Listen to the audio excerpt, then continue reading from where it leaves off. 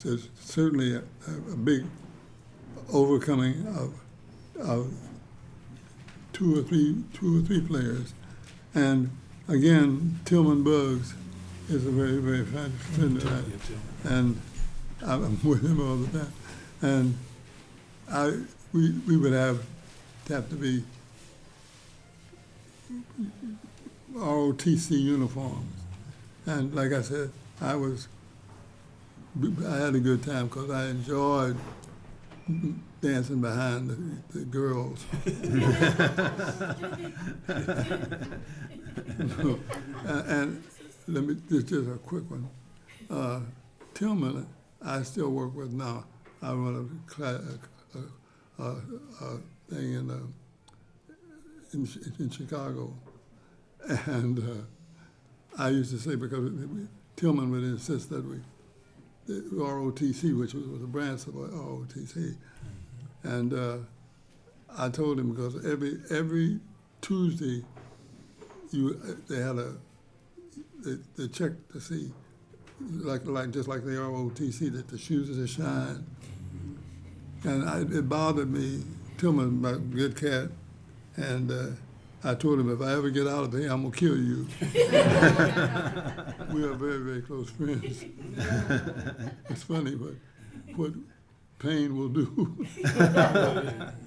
I just wanted to say very quickly that these guys both have so many great stories. I do want to encourage you, if you haven't picked up or read already, David's book about Indianapolis jazz musicians, which we have out there, and also the book that Monica Herzig helped put together about David Baker, and which also comes with a really great CD, and there's some recordings in there like David and his friend David Young playing at the Topper, which was a really a jazz club where you played quite a lot up around 34th in Illinois in the late 50s, and just tons of fascinating stories and people that we won't be able to get into all of them tonight.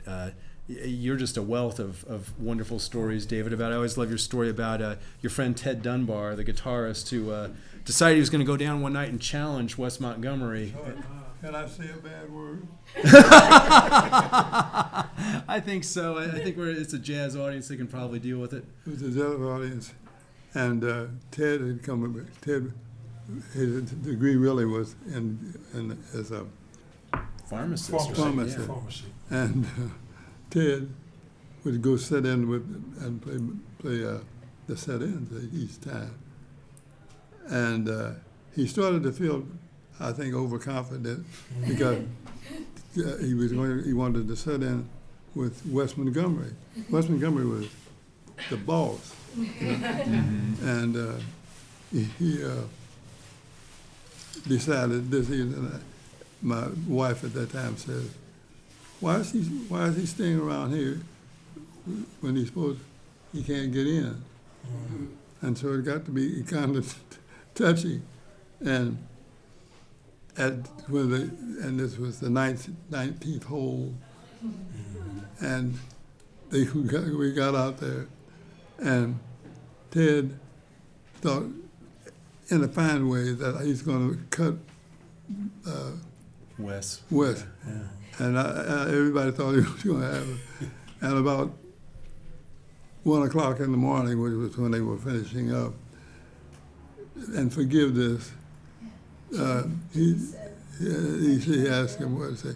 And Ted said to me about Wes Montgomery, he said, Baker, why am I going down that fucking West?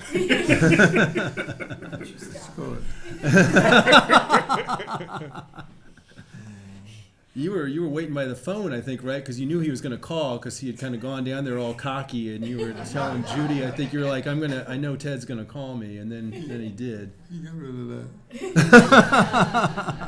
that. Well, I think it's it's interesting. It's always interesting to talk to you and to talk to David about all these folks now. People like Freddie Hubbard and J.J. Johnson and Wes Montgomery are world famous names around the globe. But back then, they weren't well known at all outside of Indianapolis, and they were working day jobs a lot of times. Certainly in the case of Wes Montgomery, he was working at the Polk Milk Company. And Pookie Johnson was he at the post office? I Post, think? Jimmy Cole. So a lot of these musicians were holding down day jobs. They were parents. They had families. We were trying to figure out how many kids Wes did have. What it was like 8 or something. Yeah, 8, yeah. And then they were going out to play in the clubs at night, and then going to work again in the morning. I was just reading a story about, I can't remember if it was Buddy or Monk Montgomery, I guess, worked at International Harvester. And Buddy. Yeah, Buddy did, okay. And he would play at the clubs during the night, and then he'd go to work, and during the day he'd try to find some time to kind of like sneak off the floor and sleep, and his coworkers would protect him because they liked him, and he was just trying to get a little bit of rest because I don't know how they did it, and they were playing pretty long. You'd be playing a pretty long gig, wouldn't you, David? When you were playing at the Topper, or if Wes was playing at the Missile Room, you guys I had the good luck to be born across that years with J.J. Johnson had been, the boss of things. Mm-hmm.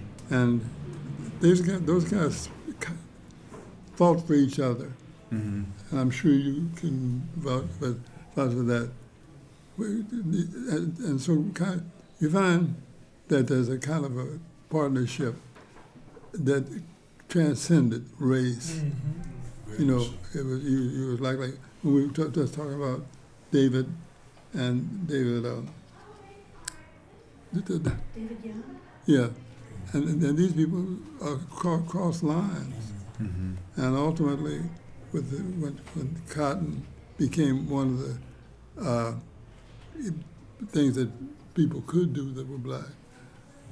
But it was a question of all of this is post ex post facto, and it ain't always funny when you get there and you're playing it's truncated because you don't have access to instruments. But about this time, Shorridge High School, and those schools started to open up. Mm-hmm.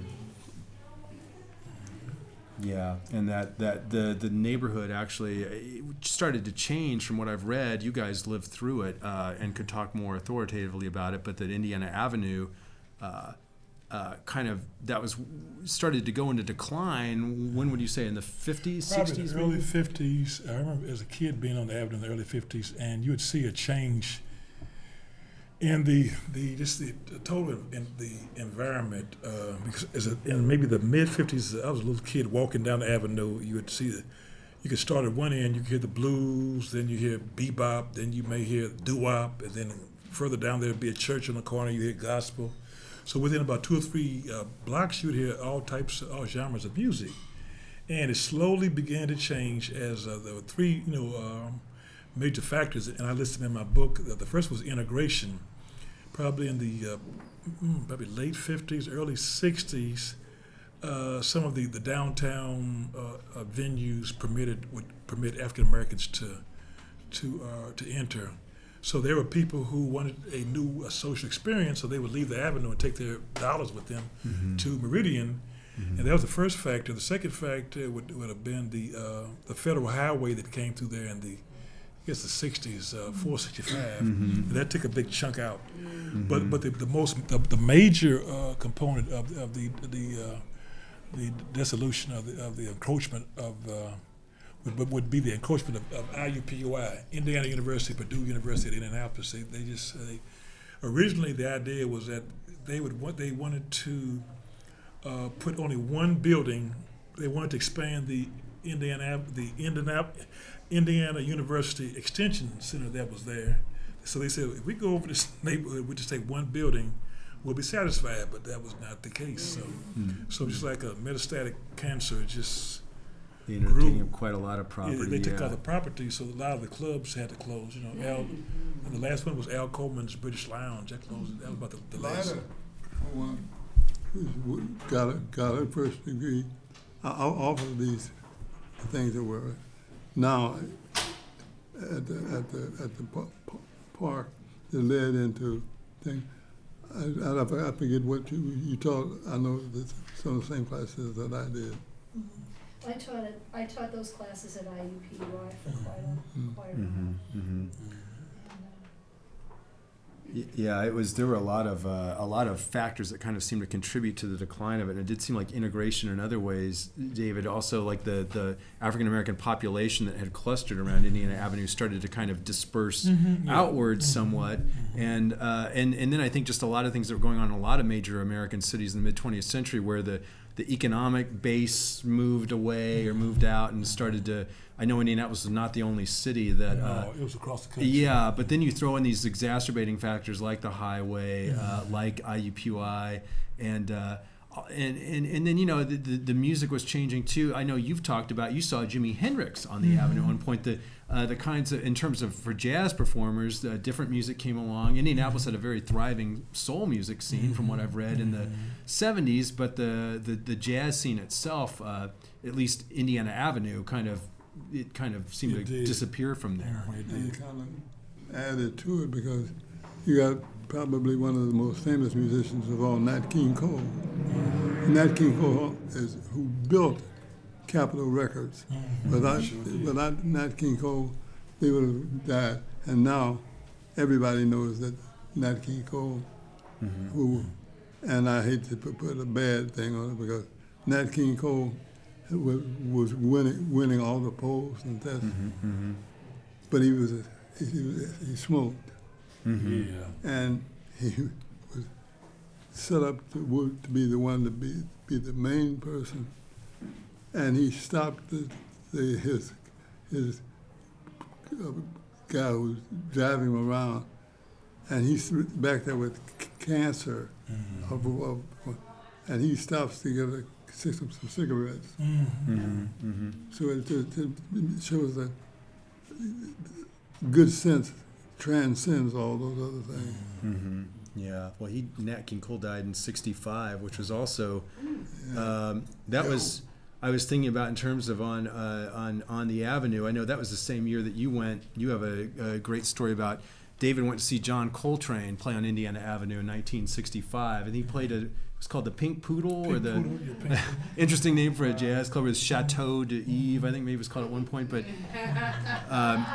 John Coltrane in 1965 was moving rapidly in his musical styles. He was evolving into a kind of style that a lot of people found abrasive.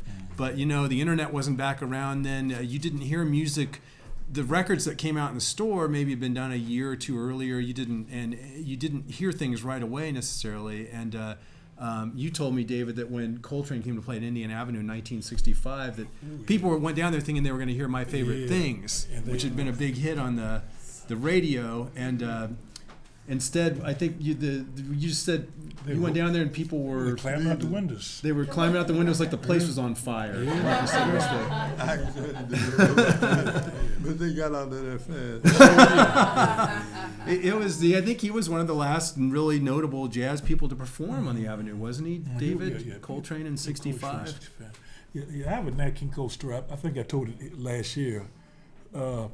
That I was in kindergarten, and the teacher read a story to us. It was called Old King Cole. Old King Cole was a Mario Sword. So the picture of the book was the white man with the crown, the king's crown, and with the beard. So I knew that was Old King Cole. So maybe about a week later, I was down the avenue with my grandmother, and they were pointing across the street to Denver Ferguson's the Sunset Terrace. Yeah. And they said, "Hey, little David, look, that's a famous man over there, David. Look over there." I said, "That's Nat King Cole." So I was getting Old King Cole. Nat King Cole did not look like Old King Cole. So for a while I had problems trying to distinguish Nat King Cole from Old King Cole because they didn't look alike. That's a little bit of confusion. A little confusion. Yeah. Well, around the time that 65, 66, we're talking about Nat King Cole dying and John Coltrane coming through. David, that was also the time that you ended up, around the same time, you ended up being named the head of IU's, at that time, very nascent, sort of emerging jazz studies program. And it seems like at that time, we've been talking about the decline of the Avenue and that this was happening in a lot of cities in America, that these black entertainment districts were kind of in decline for various reasons. And jazz itself was not quite as popular in music in the clubs or whatever. This is also kind of the time that the jazz education movement that you played such a vital role in starts to kind of emerge. Was there kind of a connection between that, do you think? Well, one situation that we had, and now this is moving a little, but fast, as being part of it.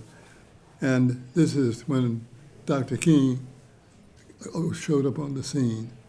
And at that time, black males had hair, this and that, shoes that long. And I remember the dean, the new dean that came in, Dean Bain, and he saw me, and of course I had my dancing shoes on. And it must have been really stupid looking. But anyway, I got dressed to teach that day, and I had everything that you could add, dashikis, the whole thing. And I remember Dean Bain came out of his office and passed me, and he said, "Why, David, what a marvelous costume." I quickly changed my clothes.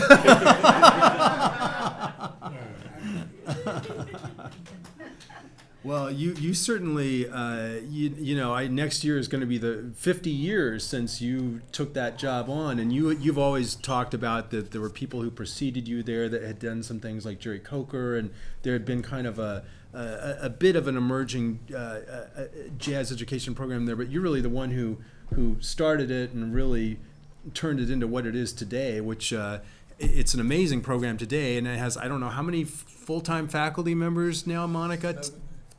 10?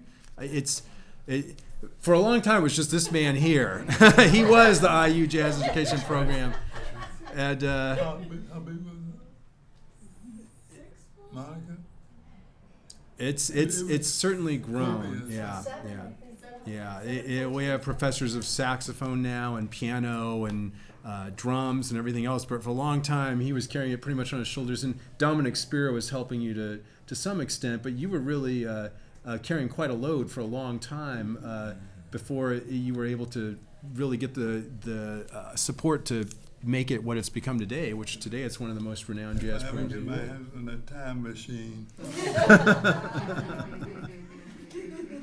But it seems to me like that in the 40s and 50s the national road for jazz musicians out of Indiana was Indiana Avenue, was the club scene in Indianapolis, and as that club scene declined and kind of went away by the mid 60s, ironically enough, that's around the time you started a program that now has produced so many fine musicians. Today on my program I was playing some music from the Brecker brothers, Randy and Michael Brecker, who both spent some time here at IU. Sean Pelton, the drummer on the Saturday Night Live band for about 20 years now, and one of the most in-demand drummers in the professional world of music. Played with David in the 80s, was part of your group, the Bebop, 21st Century Bebop Band. A number of other fine musicians who have passed through the program and continue to this day to go to places like New York City and make names for themselves and sustain themselves as professional musicians, which is, as any of the professional musicians in this room could tell you, is not an easy thing to do these days. I think that's a big credit to you, David, that you almost single-handedly pretty much kept Indiana alive as a vital avenue of jazz for the national scene.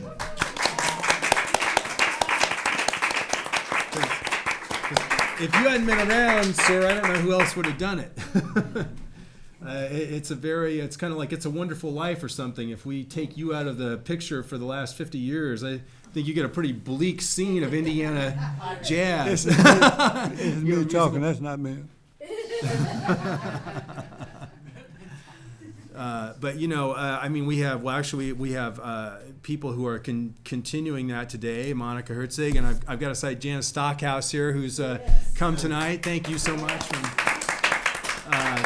has done such a wonderful job at the high school level here, and made Indiana, helped continue to make Indiana such a vital place for jazz. And I guess I wanted to ask both Davids here if there is a certain distinctive thing that you find in Indiana jazz or Indiana jazz musicians, or something that kind of gives us a unique kind of Hoosier stamp, as it was when you think of players like J.J. Johnson and Freddie Hubbard and Wes Montgomery. And David, who was an incredible trombonist. We haven't really talked much about that, but David was a marvelous trombonist who made a bunch of records with George Russell and had been named Downbeat's new star on trombone, and then had to switch to playing cello because of a jaw injury he had suffered years before in a car accident.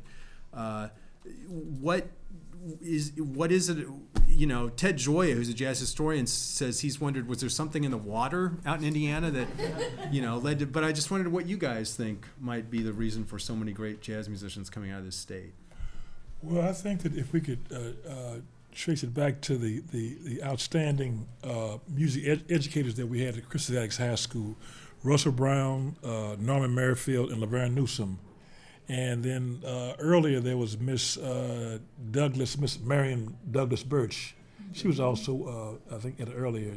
Later on she taught math, but we had outstanding music educators, and they produced the best, and they were the best. And people talk about this Indianapolis sound. There is definitely an Indianapolis sound. I've lived in Denver, Colorado, New York, Los Angeles, outside by Ethiopia, Brazil. And I can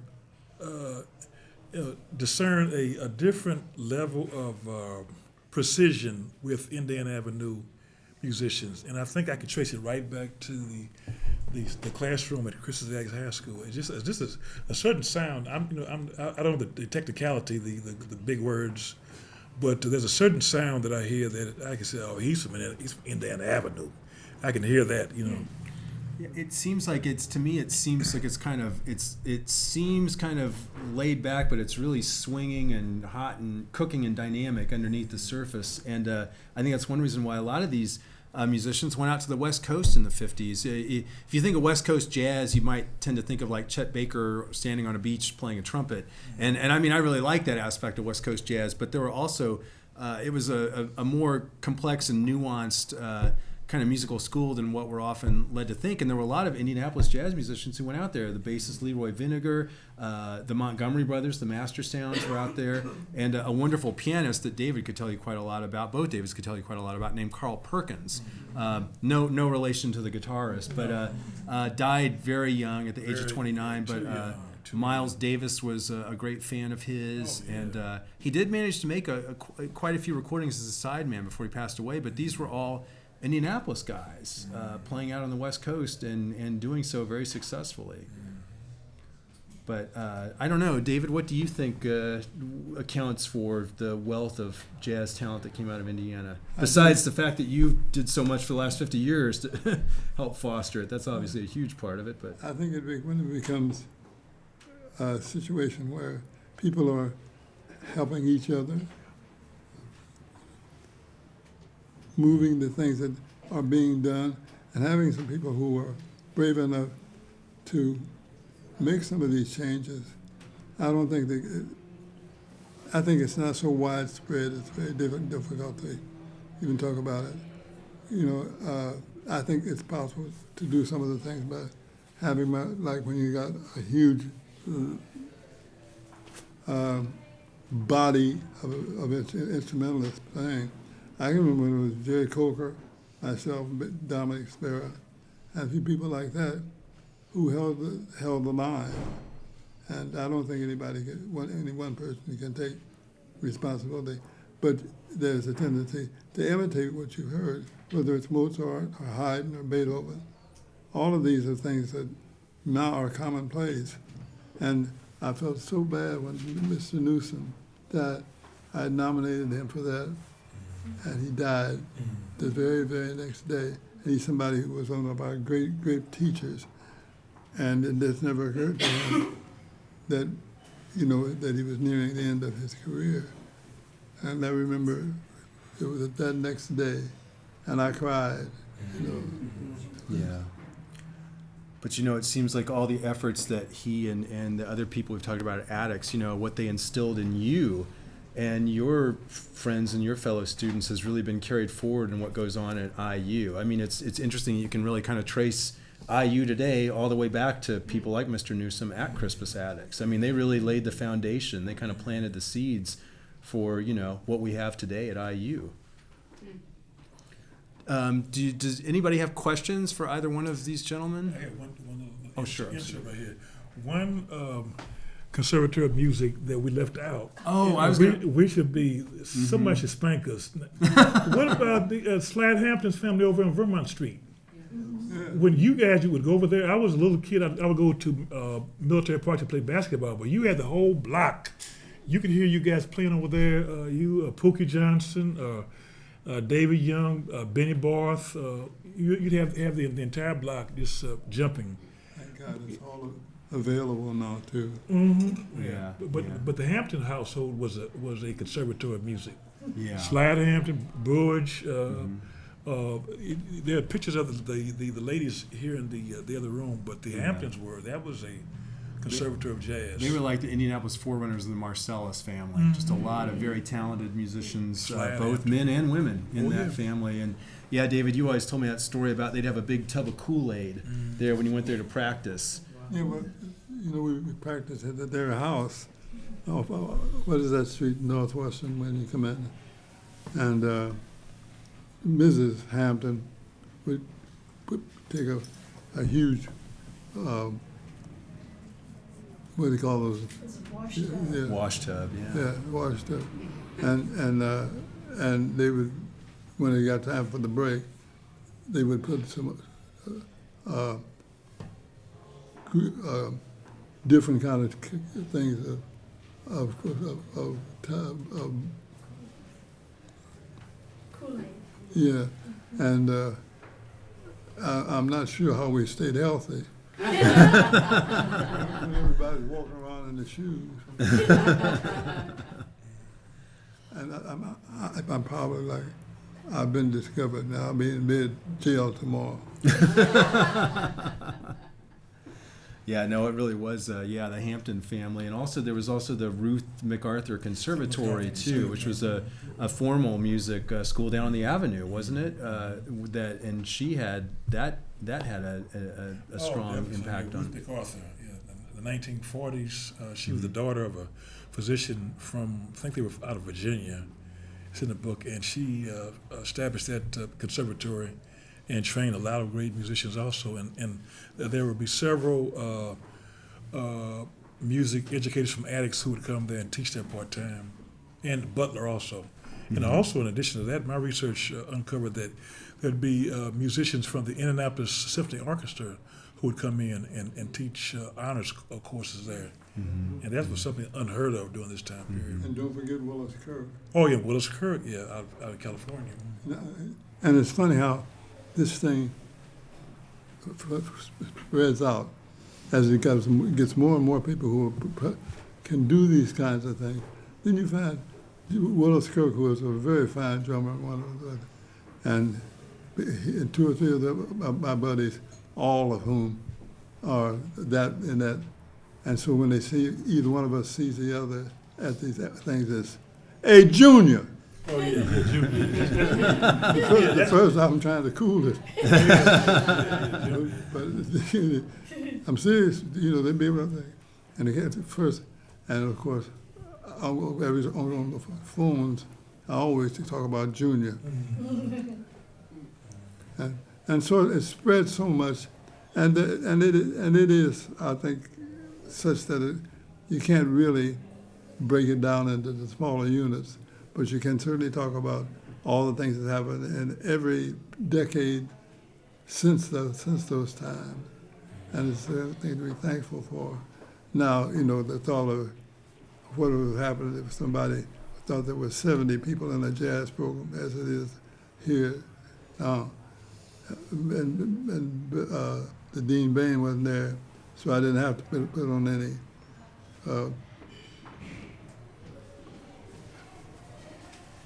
I don't know what you put on, what ladies put on their hair.